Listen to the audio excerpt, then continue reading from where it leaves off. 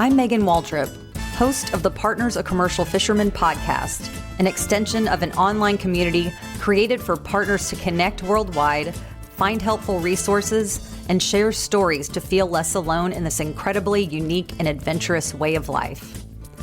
The POCF podcast invites fishermen, family, friends, supporters, or those curious to know more about the commercial fishing community to join conversations as we learn from each other, laugh, sometimes cry, and relate with those who are the faces behind each catch. What do you say? Let's dive in.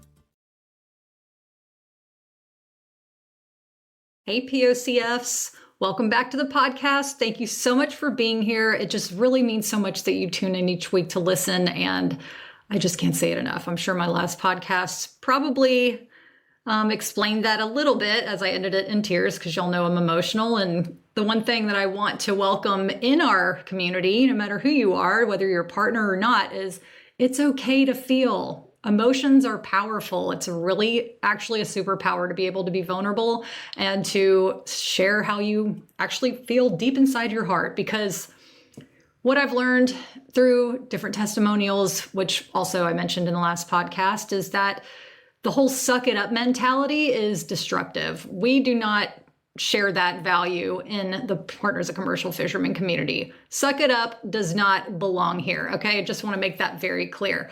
Instead of suck it up, I say turn it on, man. You let those emotions fly. You let that freak flag fly like the rest of us, because that is how we move on. That is how we grow. That's how we get all that stuff out that we need to. And so it's not holding us back anymore. Okay. Because you're valuable and your emotions are totally valid no matter what you're feeling at any given moment of the day. It's, how we move forward from that determines how successful we will be within our own selves. And by success, I mean a calmer nervous system, having more joy in your life, enjoying your partner more, enjoying your family. So I just wanted to say that to begin. So thank you so much for being here and for laying it all on the line, just like me. So yay, we're not alone, y'all, which is great. Okay. So this episode is about the child-free experience, and I've been putting this off for a while because I know this is a touchy subject, and the choice not to have children is also a privilege, I realize, and I also want to be sensitive to those who are trying to have children and are having difficulty, or those who want a child more than anything and aren't able to conceive. I can't imagine what that ache must feel like. And I truly hold space for you and send so much love. And my heart goes out to you. And I also want to bring up how moms are, constantly judged. And it breaks my heart. I see it in my own inner circle with my friends and my moms, and to see what they have to deal with. I follow mommy accounts on IG to get a better understanding of what moms go through. In addition to, people who don't have kids judging parents, and particularly moms, I've learned that there's something called mommy wars, where moms essentially, go after each other, from breastfeeding to what clothes you dress your kids in and what snacks they have. And it's exhausting. It makes me want to cry, because women are so powerful and we create such beauty in the world, yet we're made to think that we're not good enough. And that's total bullshit. So the war on women, or the women's inequality, whatever you want to call it, however you want to phrase it, it happens every freaking day. And many times since, we were young children, we're pitted against each other. But we don't have to play that game. We can continue to be supportive of each other in our own Partner of Commercial Fisherman world and let it shine out from there. So that is us. We are full of love in this community, and I'm so grateful that we are all in this together. Okay, so I'm here to share my experience as a child-free person to normalize this decision. And I say child-free because I love that phrase instead of using childless, because the latter just makes one think that we're missing out on something in our lives, and that our lives will not be fulfilled if we don't have kids. Which, if you're making decisions that are right for you, that is what is going to be most fulfilling, by the way. I'm like, spoiler alert. But anyway, I wasn't ever against the idea of having kids. I've never really had that on my agenda. It wasn't like my to-do list in life. My bucket list was like, have kids. That was never one of those. I think I was just, in my 20s, I was too young to hear the ticking clock. And I told myself I'd think of it later. And it wasn't until I met my wonderful, beautiful husband, Chris Dabney, in my 30s. I met him when I was 33. And we moved in together a year. We did long distance dating for a year and then moved in together on a 34-foot sailboat in Bellingham, Washington. I'm sure you heard this story before. But we lived together for like 9 months on that boat. So it wasn't until we were on that boat and I realized that we were going to be traveling on that boat for long extended periods of time that this is a person that I wanted to, dedicate a relationship to and see where this went. I mean, obviously I was having those thoughts before we got on the boat, or else I would have never moved in with him. He was the first man I ever lived with, by the way.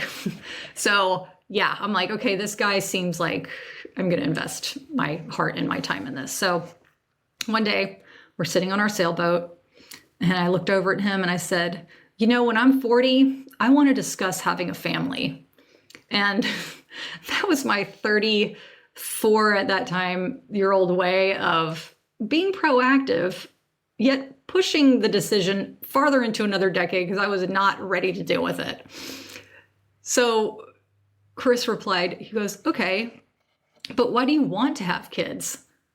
And I have to say that simple question totally threw me for a loop. I was quiet and I was like, well, I've never actually asked myself this before. So with my journalist instinct, because I've been a journalist for over 11 years now, it led me to ask questions. So I asked a group of women who I knew within my circle, with, friends of friends, why they wanted kids or why they chose to have kids. And here were the responses. I have about 10 responses. So the first one was from an 18-year-old woman. And she said, I'm an only child, so I feel the pressure to have kids and carry on the family name. A 36-year-old woman who does not want kids said, I think many people want to have kids thinking it will immediately make them happy. Many kids are raised with this unfair expectation to be responsible for their parents' happiness. And then this was what my mom said. She said, I knew since I was 10 I wanted a family. I'll leave it to beaver life. My mother worked several jobs to keep 5 kids fed, and it was hard. I made a vow to myself that I would be the best mother possible, the type of mom that my mother didn't have the chance to be. Love you, Mom. It's so touching. I love you so much. I've already cried over that, of course, y'all. So this was another one. A mom of 2 in her early 40s. She said, I guess I feel some familial and friend pressure. I didn't want to be left out by the people I relate to. And basically, it's just what you do after getting married. And then this is a dad who's almost 60 to 3 adult children. His response was, because my wife wanted to. Valid, right? Or whatever you think, it's whatever. Because my wife wanted to. And this was a spiritual practitioner. This is another dad to 2 adult children. He said he was a stay-at-home dad too, I want to say, which was a unique experience, I feel like, in its own right. Maybe not so much now, but back then. So he said, the experience of children is a great practice of self-control. And this guy was and is one of, I call them my spiritual parentals. Him and his wife led a meditation group in Carpinteria that I went to every Wednesday. And it was my home base in so many different ways. And I loved it. And I loved that this, meditative, as I like to say, like a master of meditation, though, who is a master of meditation, except the high yogis, I digress. Anyway, that he was saying that, someone who practiced meditation all the time is saying that the children experience is a practice of great self-control. I love that. So this was his wife. She said, to fill a maternal need. That's why she had kids. And a woman in her mid-40s who's an artist with no kids, she said, I wanted to give myself more room to create. Age 35 and up is a precious time for a woman to harness her creative energy. I'm going to let that sink in. Another amazing quote I love so much. This is a 30-year-old mother to a 1-year-old child. She said, I wanted to have kids to feel needed, to have someone who literally depends on you for survival. A 28-year-old pregnant woman said, we talked about it and we both agreed we wanted a family. And a 31-year-old woman trying to get pregnant through in vitro said, I think it boils down to wanting a reason, a motivation or inspiration to be the best person I can be, to love someone more than I ever dreamed possible, and to have my heartache from that love. And also, I just effing love babies. I love it. There's no wrong answer, but it was interesting to see the reason why some women chose and men chose to start a family. And I realized that the reason I felt pressure to have kids was because I irrationally felt that to have the true experience of a woman, I needed to have children. That was the only way that I would fully embrace my womanhood and to really understand what it means to be a woman. Okay, I've since realized that having a choice in the first place, like I mentioned before, is a gift and a powerful experience for a woman in its own right. And anything we do as women that follows our gut is the ultimate female experience, no matter what it is.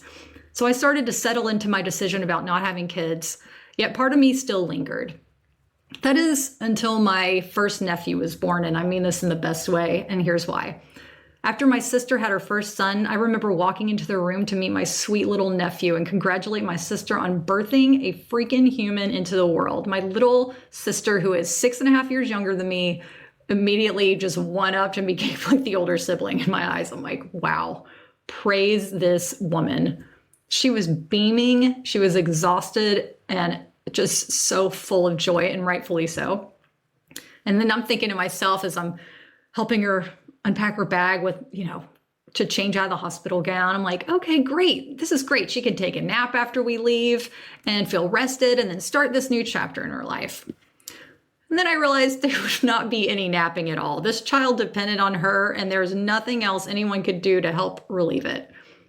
And it was then that I realized that my ache to have kids was in no way near the amount of work it would take to actually birth and raise one. I've learned that you have to have passion to push through anything when it's rough. And that burning desire to procreate did not exist for me in the way that moving to California and becoming a writer did. It was not even close. Basically, motherhood is a career path. Hands down, a career path, the hardest career path. One that I realize is so freaking hard, and that is a decision that you really, really need to think about and really, really want, especially if you're a partner of a commercial fisherman who may possibly raise a child or children by themselves during this season. And I realized how effing hard it was for that career path, and I chose, okay, I don't think I want to do that kind of hard. Sure, I think I could do that hard, but that is not where my energy, where in my gut and my heart, where I feel like my energy lies. And I want to say something about the POCF mom experience, and I mentioned this in a previous episode, but some POCF moms actually enjoy solo parenting because they can form a unique relationship with their kids and make the house rules how they want and create their own flow within their family. Of course, it's still hard, but if you make the decision to have kids with a fisherman, know that you're not alone, and it can be an enjoyable experience all of its own. And if you're planning to have kids with the fisherman, sit down and talk to them about, what may arise. Where are you going to find support if you can't find them? Side note, in the forum, in the private community forum, or in our private group chat, which you've heard about, and I'll explain more later. But where are you going to find support? Where can you find support around your community? People that can help out when you need it. Is there a neighbor? Are there friends that you can, get help with a couple hours of the day? But, talk to your fisherman if this is something that you want to move forward with. So yeah, I'm confident now with my choice that I accepted that I'll never understand the joys of bearing children or creating a little one who resembles Chris and me. And, do I wonder about it? Of course. Now, I feel like there's a sense of what if, no matter which door you choose, if you have kids, you wonder what life would be like without them. And if you don't have kids, you wonder if you're missing out. So to bring it to date as a child-free adult, I've gotten judgments for people in the same but different ways mothers receive, because women, we get judged all the time, like I mentioned, and I'm sure women are like, duh. Anyway, for example, when we were in Mexico, we were living on our sailboat. We'd sailed from Bellingham down to Mexico, and we're in Mexico for 2 seasons when Chris wasn't fishing in Bristol Bay. We met up with some of Chris's high school friends who lived in Puerto Vallarta. And at the time, their kids were about 5 and 2 years old. We were out to dinner, and the inevitable question came up. So when are you going to have kids? And I said that we discussed it, but the children were not in our future. And the wife looked me up and down and said, so what are you going to do with your life? I was like, excuse me? What the F? I was stunned. And the only response I could think of was whatever I want, because how do you respond to somebody like that? It's a straight up like, who the F do you think you are not having kids? Like, what is your purpose on this planet if not to procreate? One time a family member asked me the same question, and I responded, no kids for us. And they said, oh, that's a shame. And that struck a chord with me. I'm like, wait, I'm shamed? Like, what the F is that? I realized, obviously it was triggered in me, but I realized it was because they had enjoyed being parents so much that they wanted me to understand that joy. And I totally get it. But the knee-jerk reaction was that, we're missing out. And other times when people ask us, are you guys going to have kids, or when are you having kids? I say that we're going to be child-free. We've decided not to have kids. And immediately people look at me like it's my fault, like I'm the one holding back. And I'm like, okay, the default woman blame, right? And honestly, I was fine with it. Like I said, I was settled with my decision. And it wasn't until this year I started wondering more about kids in the sense of how it would have been, and not in a regretful sort of way, but more curious. And that was because we were in Charleston, and I watched this sweet little family eating dinner. It was a wife and a husband and their 5-year-old son. And I was like, oh, look how sweet that is. I wonder what that would be like if Chris and I had a kid right here having dinner with us, like our child. And, I had to do a recheck with myself. I'm 42. I'm like, do I want to have kids? By the way, I have 2 friends that are in their 40s that are pregnant, and they're having kids this summer. So the baby subject of babies has definitely been up in my inner circle, which has been funny in its own right. I'm super stoked for them, by the way. But 2 of my friends within their 40s, like one is 41 and one is 42, straight up pregnant right now. But, I had to recheck, and I realized that the ache wasn't there for me to pursue it. And after years of watching my sister and my sister-in-law and friends have kids and the superhuman strength that it takes as women to raise them, I realized I just don't have that, can't live without it feeling to use my superpowers in motherhood in that way. All right, let's turn to the subject of the idea that a woman is selfish if she doesn't have kids, which I totally do not understand at all. I'm like, what? I don't get why that's selfish. I actually brought this up to a friend who has, her kid was her little boy. He was about 2 at the time, precious little thing. My friend in California. I said, yeah, is it selfish to not have kids? And she said, that's total BS. She's like, honestly, what's more selfish than wanting to reproduce someone who looks just like you? And I'm like, thank you, mama sister, for that solidarity. It's like, no matter what we decide, we can't win. All of these accusations are just another attack on the war against women on the outside. But in our POCF world, it is not. We love each other. And this is another thought I've had. Now, I don't want to wig anybody out if you're on the fence about having kids or not, but the thought of, who's going to take care of me when I'm older? I mean, that's a legit concern. However, I'm quick to remember that assisted living homes are filled with people who have kids, and whether those kids visit or not, it's just dependent. You don't know what's going to happen. Also, who knows how long we have to live in this life anyway? We can't make decisions now out of fear in the far future. At least I don't see how that's productive or supportive. All we can do is listen. And by listen, I mean, it's like when you're quiet, you have your eyes closed and you're able to calm that anxiety down. It's like, what do I want? Do I want to have kids? That feeling, it's like an uplifting feeling. If you're like, yes.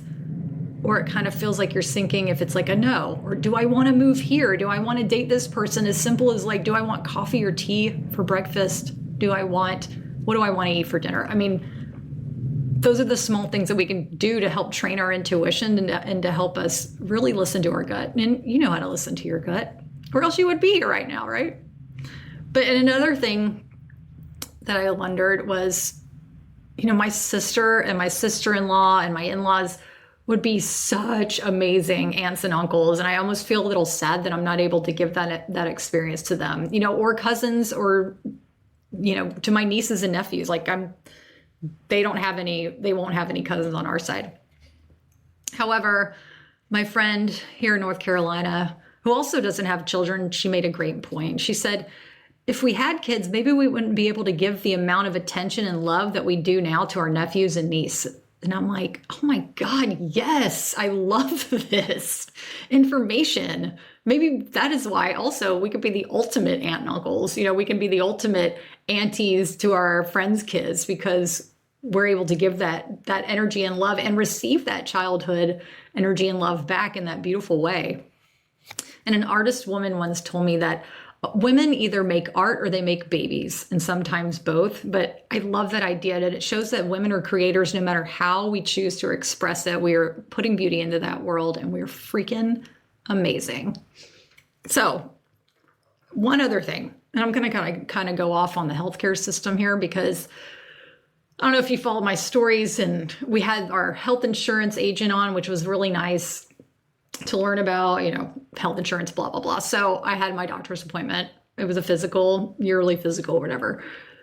And I walked out feeling super bummed. Honestly, I was disappointed. I mean, I got a clean bill of health, but I just felt like it wasn't thorough or anything. And I asked him, I said, well, I want to know as simple as, what's my B12 levels and my vitamin D levels? My friends come back and they're like, oh, I got to take my vitamin D. I just learned that my levels are low. I'm like, how come I want those tests? And he said, well, you're healthy, and there aren't any codes to use for your insurance to cover it. And I'm like, codes? What the F? So I have to lie to you now? And the reason that my friends were able to get those kind of tests was because they were pregnant.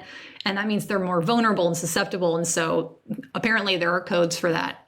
And I'm like, hey, I'm a 42-year-old woman going through perimenopause. I am freaking vulnerable. Okay. Like, what the F? Just because I choose not to have kids, I'm not able to get the type of health care that I deserve and need. I've since switched doctors. I'm actually looking into functional medicine doctors now. I'm going to keep the conventional medicine, just, in case of emergencies, of course, but functional medicine feels more thorough to me. You can talk to a doctor and get blood tests for anything that you want, and they can go through and give you more of like a holistic idea of what you need supplement wise, or, sleeping, and they take all kinds of samples. Like, anyway, that's a whole other subject. Maybe I'll discuss that later once I have my appointment with them. But, women's healthcare is kind of a joke, and I'm realizing that, and that's a whole other episode for another time. So, but yeah, also we're going to talk about menopause eventually, because that shit is real, and we need to be open about it and ways to deal instead of being ashamed. Like it's time to crawl in a hole or something. Like, hell no. Honestly, the women that I know in my life, and they always say like the 40s, oh my God, the 40s and the 50s and the 60s and the 70s, like women just get progressively freaking awesome. Like we just continue to thrive. It was like Carl Jung, I'm going to misquote it, but it was like, life truly begins at 40. Everything else up until that point is just research. And I love that. So if you're younger, if you're in your 30s or 20s or whatever, just know it just keeps getting better, especially if you're a woman. It's just effing amaze. And also menopause does not have to be the scary thing. I'm reading some books right now, and I'll report back later, but to embrace the next stage instead of feeling like, well, this is the end. I'm 42. I'm like, hell no, I just got started, honestly. Like this is, no, we're just getting better. We just have to learn how to readjust. That's all. And okay. And then a side note too, if you want to laugh about the whole no kids thing, Nikki Glazer has a new stand-up on Max, or the HBO Max, and it's freaking hilarious. She's a little harsh, I'm not going to lie, but it's pretty funny. She does not hold back. It's cringe funny. And I'll put a link to the show in the show notes, as well as I'm linking 2 columns that I had about coming to my decision about having kids. This was a column I had when I was a writer in Santa Barbara, California. It was like a Sex and the City meets Santa Barbara. So it started off with my dating experience. And then, I talk about meeting Chris. And then I, basically talk about our entire relationship up until we got married, and then a little bit after. It's like a 6-year span. But anyway, within that, there's 2 columns that I had about a real life situation of trying to decide if we were going to have kids or not. So, that's basically the whole story in the nutshell. And I want to share to normalize the child-free experience and to help women not feel guilty one way or another. Whether you have kids or you don't have kids, you're a freaking queen, and don't let anybody tell you different or society to make you feel different about that, okay? I just want to remind you that you have the power to create the life you want no matter what anybody says. And so I hope this episode gave some perspective that may be helpful, or at least, entertained you in the end. As always, thanks for being here, and with lots of love and POCF pride. Till next time. Hey POCFs, I forgot to mention how freaking awesome our 2 private communities are. We have 2 separate ways that you can engage with partners of commercial fishermen all over the world. The first is our forum. So special, full of resources that you get monthly new resources, like a growing memory bank of goodness, a treasure chest just for partners of commercial fishermen that hits all of our pain points and makes everything just so much better. And not only that, you can connect with other partners from around the world and chat about whatever you want. And you can remain anonymous. I know some people were concerned about having, totally exposing their identities, and they'd rather be private. And you can totally do that. That's the best part about a forum. You can change your name, you can keep a little code name, but still you're able to access all those incredible resources that you get monthly. So it's a yearly subscription. It is amazing. It's not going to be amazing. It freaking is amazing. And you can go to pocfpride.com/private-forum to learn more. And then the second community we have, is the private group chat. You can sign up monthly to receive instant group chat access. Sometimes POCFs just want to have that easy pick up your phone and talk to people when they're feeling a certain way. It's kind of like a safety blanket that you have in the on or off seasons. You can pick up the phone and connect with a group of women that totally relate to your lifestyle. And also, you don't have to use your full name if you don't want to.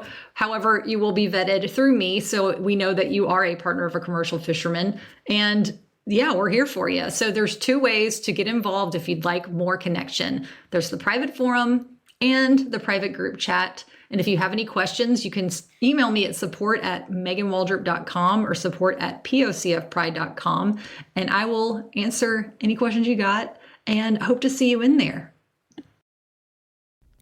Thank you so much for being here. Your downloads, your reviews mean more than you know, because that's how we know that you are enjoying the podcast. And if you'd like to further support the community, you can tap the subscribe button, share with family and friends, post on socials, or write a review. But you know what? As long as you're getting value, that is all that matters. But if you go that extra step, we truly, truly appreciate it. So thank you, thank you, thank you. And if you're a partner of a commercial fisherman looking for more resources on how to navigate this unique lifestyle, from long distance dating to communication to finances to motherhood advice to mental health, safety, all the things. We're building more resources on succession planning and retirement. It's going to be amazing. There's even an option to join the private forum as well if you jump onto POCFpride.com to learn more. We are there for you. We got all of the community and all of the resources you need, and they are continuing to grow as we learn what you need the most. We can't wait to connect with you, and thank you so much again for being here.